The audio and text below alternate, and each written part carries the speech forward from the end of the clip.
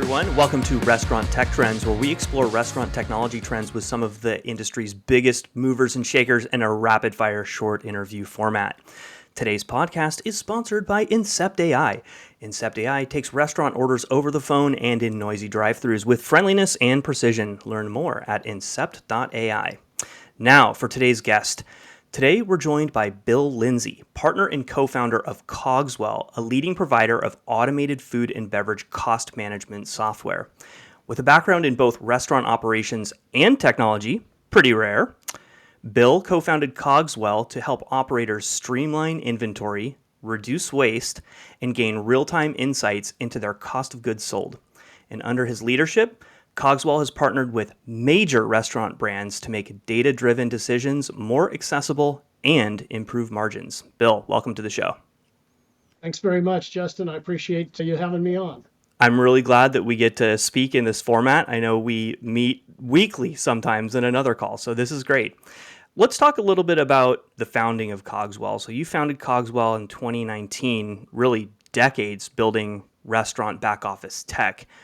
What problem in inventory and recipe management still wasn't solved, and why did that prompt you to start COGS-Well? Yeah, it's a great place to start. The problem or the challenge, I should say, with all these restaurant inventory systems is they take way too long to set up. There's a lot of manual data entry involved, and they're very vulnerable to misunderstandings or misdefinitions, if you will, of pack sizes. So with COGS-Well, we've solved those problems. We can do an inventory setup for our customers in just a couple days. Oh, wow. So it beats the 2 months that most people spend pounding in information, and we do it for our customers before we even bill them for the software. Oh, that's great. Well, a lot of operators, they fail not at counting, but at building and maintaining a clean item master. And you guys have taken the unusual step of vendor managed setup and an ongoing receiving audit. So what governance model makes that sustainable? And where do you still need the restaurant to play a role? So the first thing is we developed or basically produced a standard packaging library. Okay. What we did is we have a database of every vendor pack description we've ever encountered on any invoice in North America. And we map those to our standard packaging. So when our software sees an invoice or an order guide and sees the pack size that's on that particular item, we already know in our software through machine learning, basically set up for that item all the way down to how you're going to count it, all the way down to the individual recipe units. Okay. So that's reasons that we can set up more quickly, but it's also more accurate. Generally, the problem comes in with pack sizes that are incorrect or they're not broken out properly. If we see 6 #/10, we know that that's 6 number 10 cans. We know there's 6 of them in a case. We know there's 103.9 volume ounces in every can right out the chute. And most systems, you're manually typing all that information in. So slight mistakes in the setup yield very unpredictable results on the back end. And we've eliminated that with our technology. And our audit team monitors all that to make sure that everything that we receive on invoices matches up correctly. All right. Well, I think this is probably a pretty good segue into this next one, but maybe you can give us a little bit more detail here. So mapping menu items and modifiers to recipes and units is where a lot of these projects stall. What is the modern and defensible approach to auto mapping and unit libraries so recipes remain accurate as the menus are changing? Are there any lessons that you want to share on keeping menu engineering current? Yeah, so first thing is with most systems like ours, it's another manual process of typing in every item in the building that you're Yeah. going to treat as a recipe and how you sell it, the category it goes in. We pull all that information directly from all the major brands of point of sale. So for every menu item and modifier that the client has in their point of sale, COGS-Well automatically creates the corresponding recipe item, I see. including mapping the POS code. So there's no data entry there. It's automatically built. Now, the challenge for the customer is they open each one of those items and they fill in the ingredients using the items that we set up for them and maintain with our standard packaging library. Got it. That the way, it can go deep. Just so that you know, one of the big challenges is the modifiers need to be associated with the menu items. Yes. You don't just sell a burger. You want to know how many times you add cheese or no tomato, whatever those things may be. So COGS-Well has advanced technology that creates mappings of modifiers to menu items in a parent-child relationship.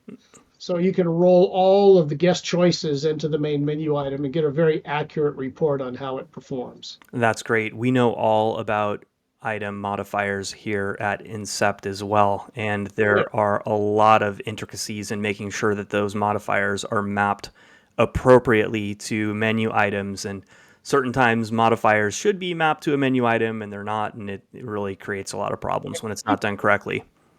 Yeah, you get into the pre-modifiers. It's not just cheese, it's no cheese or extra cheese. Exactly. Well, clearly I'm picking up on automation as a theme here and a differentiator. We've talked a lot about fast setup and reduced maintenance.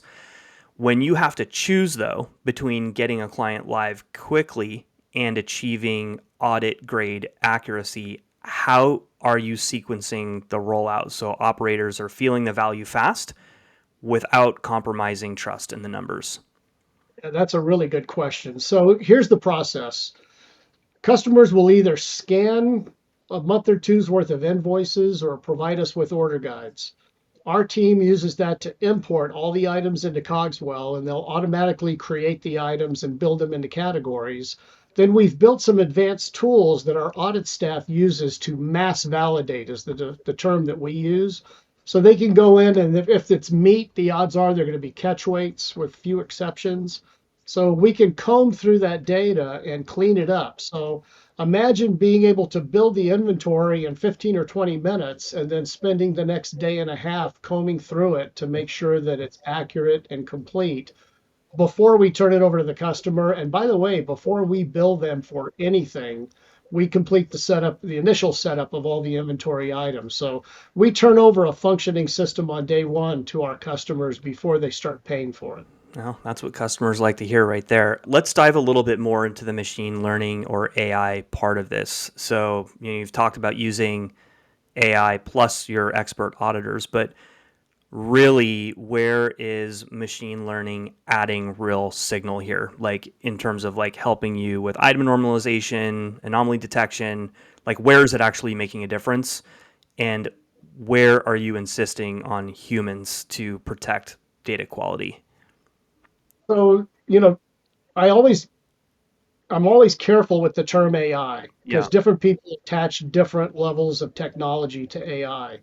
The machine learning in our software is based around the pack size information. I see. Most inventory systems will start by saying, is this item counted? Is it weighed? Is it a volume measured item? And then they'll assign each weighted ounce, volume ounce, and they build from the bottom up. COGS-Well builds from the top down because the data of record is how that item is purchased and received on an invoice. Hmm. So by recognizing all those disparate pack sizes and mapping those to standard packaging, we get a top-down build of the items right out the chute that's generally very accurate from the start. With OCR technology, there are times when things are not read correctly. Yeah, And it'll come into the software, and when we see something that costs dramatically more or less than what we expect, that triggers one of our auditors to go in and investigate and say, oh, it looks like it read it incorrectly. It's the wrong size case, or it's a case of 8 and not a case of 6, that sort of thing. With right. OCR, sometimes they get misunderstood. The other thing is sometimes it's matching. What we want to be able to do is have the customers place an order and then match the invoice to develop a variance. Right. Some vendors will put that purchase order number on the invoice and some won't. So one of the things that the software will do is say, I got an invoice with no PO number. Do I have any open purchase orders for that vendor in this store? Is it roughly the same amount? And then it'll automatically map the two together and generate a variance. So we can get to the bottom pretty quickly with the technology that we've developed. And there's a whole lot more detail in there than that. The other one, too, that I'll mention is some POS systems create redundant items, Mm. redundant menu items. So we have a mapping technology that if we see the same item in the same category, named exactly the same, they will auto map those items together so that the customer doesn't have to go in and do the obvious, is probably the way to put it. That's great, man. I love it. Well, obviously, being in this space, inventory is a crowded space in this industry. So, Yeah. if I'm an operator, what questions should I be asking of any vendor, whether it's COGS-Well or not, to avoid ending up with, a brittle, high maintenance stack a year later? And what are like some common pitfalls that I should watch out for when evaluating total cost of ownership of a solution like COGS-Well? Yeah, by the way, brittle is a great term. I may use that myself. So the first question is, how many of these systems have you written and distributed in your career? Most of the companies that we're competing with, this is their first time around the track. This is number 5 for us. We've had 4 other successful products, 3 other successful companies. So we've been down this road many times in the past. We've learned a lot of things that will work, but more importantly, we've learned a lot of things that will not work. Mm-hmm. So the first question is, how much experience do you really have? Do you only understand what you've done, or do you understand a wider range of challenges? And maybe you've solved them in different ways and innovated things over the years. The second question I would ask them is, anytime you ask a customer or a company for references, they're always going to refer you to their friends. So I always want to know, hey, who in our area uses your software? Because you probably know these people and Mm. can call them and say, how did it go for you? Did it work out well? Are there things that they're not telling me that I should know? And I think most importantly, you can tell by reading the agreement. If the vendor's trying to get you to pay for a year up front, that to me says cash flow trouble. I'm sure I want to buy into somebody who's not cash stable, especially if you're in a subscription system. So friendly terms, cancel at any time. Those are to me are 2 green flags. Red flags are annual contracts, or you have to agree to use this for a certain period of time. Mm. The other one to look at is, what's the cost of setup? Many of our competitors will have somewhere between $5,000 and $25,000 in setup charges and training, and the customer's doing most of the work. At Cogswell, if you've got 15 restaurants and they all have basically the same menu, we'll set them all up for $950 flat. That includes interfaces to POS, accounting, AP automation if you need it, and ongoing training for the life of the product.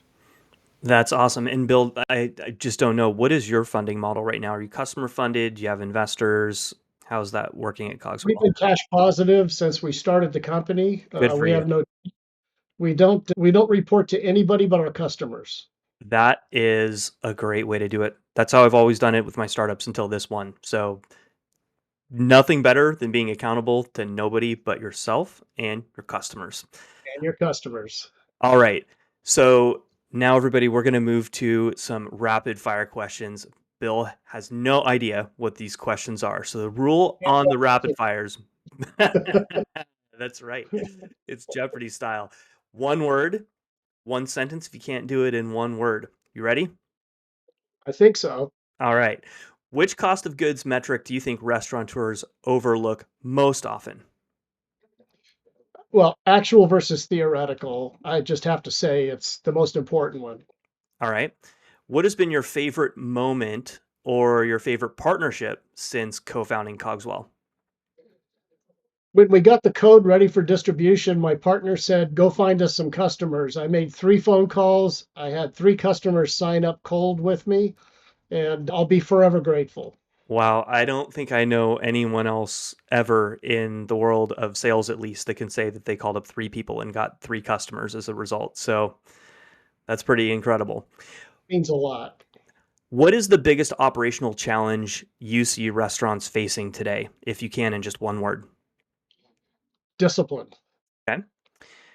Which emerging technology or trend in the restaurant space excites you the most right now? AI, clearly. Anything more specific? Trying to replace some of the routine with insights. And I want AI to tell me something I don't already know in a way I never thought to look at it. Right, makes sense. Well, Bill, I want to thank you for joining me here today. I'm so glad again that we were able to connect in this format. Everyone, Bill Lindsey, partner and co-founder of COGS-Well. Thanks, Bill. Thank you, Justin.